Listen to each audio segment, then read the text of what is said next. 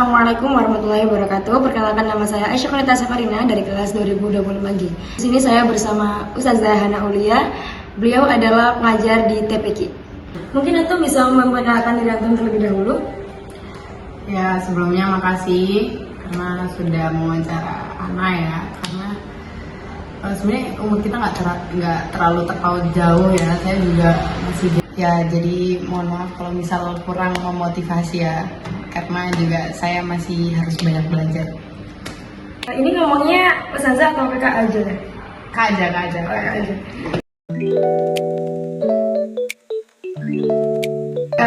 Kalau boleh jujur nih Kak, menurut kakak nih, karakter anak-anak zaman sekarang itu gimana sih? Mana ya, yang pasti macam-macam lah. Karena ya mereka terdidik dari orang tua yang berbeda, dari lingkungan yang berbeda gitu. Pasti karakternya juga bakal beda-beda gitu. Cuman yang pasti ya, karena anak-anak zaman sekarang itu nggak bisa dikerasin, yang pasti. Ya benar. Ya kalau mereka sesalah apapun nggak bisa kita pakai cara keras. Nah kalau gitu gimana dong? Salah satunya sih gimana kita mendekati hatinya sih. Biar kalau dari hati ke hati kan lebih mudah tergerak gitu ya. Tuh, insya Allah. Selanjutnya nih Kak, menurut kakak apa sih nilai atau karakter yang paling kakak pengen banget tanamin ke anak-anak? Mungkin rasa ingin belajar yang tinggi ya. Terus juga di sini kan saya mengajar Al-Quran ya. Nah, gimana saya berharapnya gimana Al-Quran yang saya ajarkan, yang telah dipelajari anak-anak, yang telah dihafal itu tidak hanya gimana ya, Al-Quran yang mereka pelajari itu bisa cuma mereka ditanamkan, bisa tertanam dalam diri mereka juga gitu.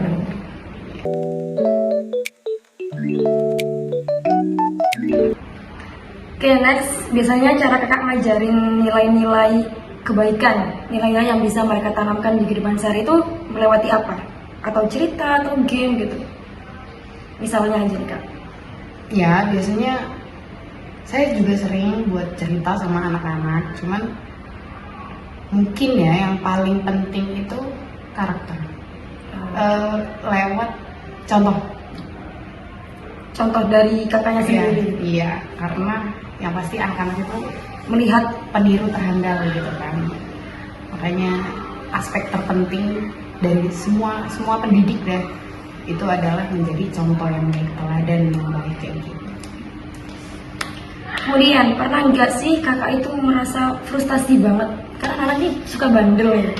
Pernah nggak ngerasa frustasi karena anak yang bandel kayak gitu? Nah, apalagi yang susah diatur, yang nakal banget udah diingetin tapi tetap ngelakuin kenakalannya itu. Terus gimana kakak ngadepin anak tersebut?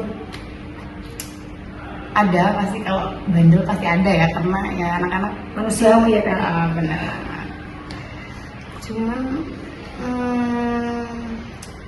sebandel-bandelnya anak nggak bakal, pasti mereka punya sisi yang baik, punya sisi baiknya gitu loh.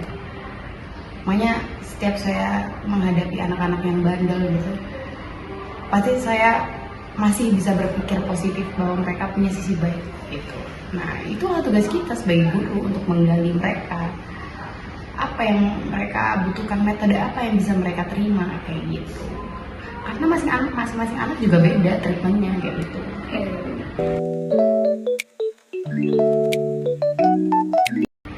Kemudian, menurut kakak, anak-anak tuh lebih nurut kalau diajak ngomong baik-baik atau justru dengan ngomong yang tegas, yang keras gitu? Menurut kakak itu lebih enak ngomong secara baik-baik atau secara keras gitu? Itu yang seperti saya katakan tadi ya, yang dimana Gen Z udah bukan Gen Z lagi ya, mungkin kalau Gen Alpha ya, itu udah nggak bisa dikerasin lagi. Makanya ya yang pasti harus dengan lembut, itu harus, karena pasti mereka bisa berpikir. Nah, itu juga kelebihan dari Gen Z Gen Alpha ya. mereka logisnya itu lebih main kalau menurut saya seperti itu.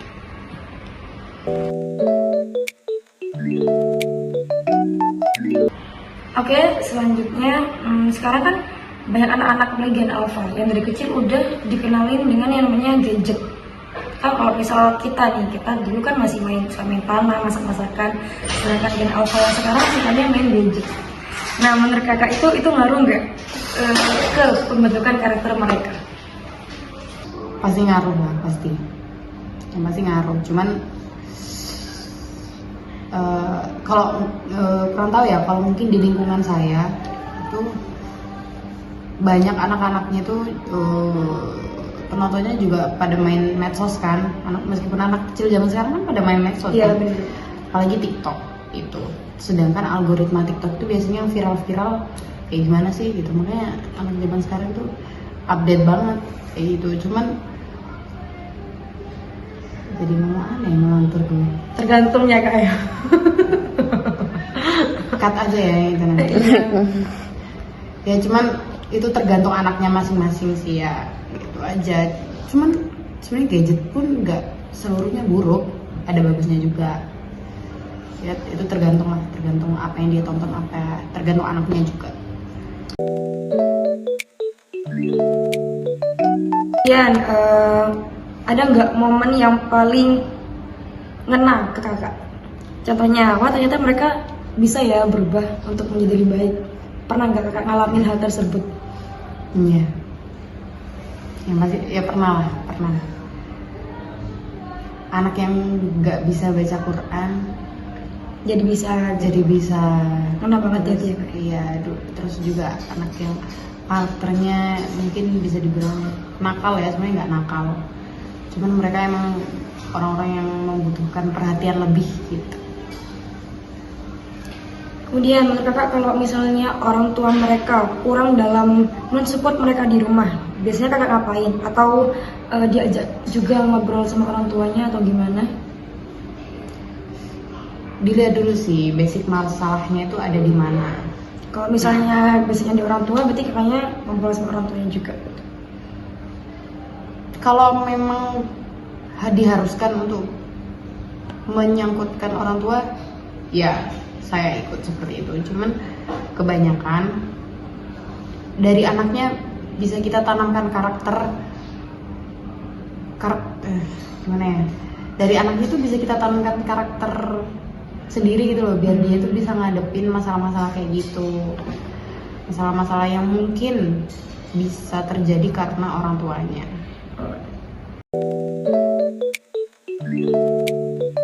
Kemudian menurut kakak, ngajarin anak ngaji sama ngajarin mereka punya karakter baik itu mana yang lebih susah?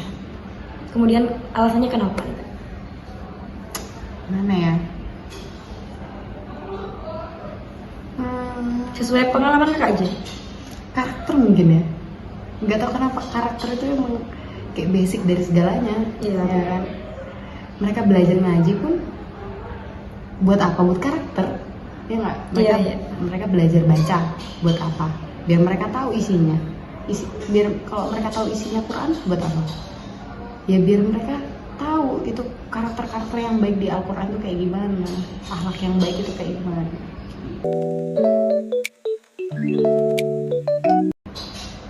Terakhir nih kak, kalau anak-anak TPK nanti udah gede, kakak pengen mereka dikenal sebagai anak yang kayak gimana?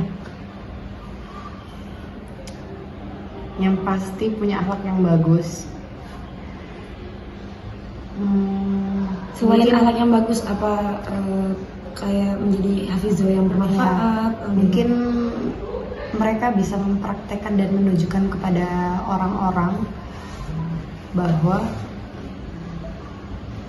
Al-Quran yang mereka hafal itu tidak hanya ada di kepala tapi juga di dalam hati mereka kayak gitu. Oke kak, tadi udah nyampe ke pertanyaan terakhir. By the way, makasih banget ya kak udah ngeluangin waktunya buat saya untuk mewawancarai kakak. Terima kasih banyak. Semoga kita bisa dipertemukan di lain waktu.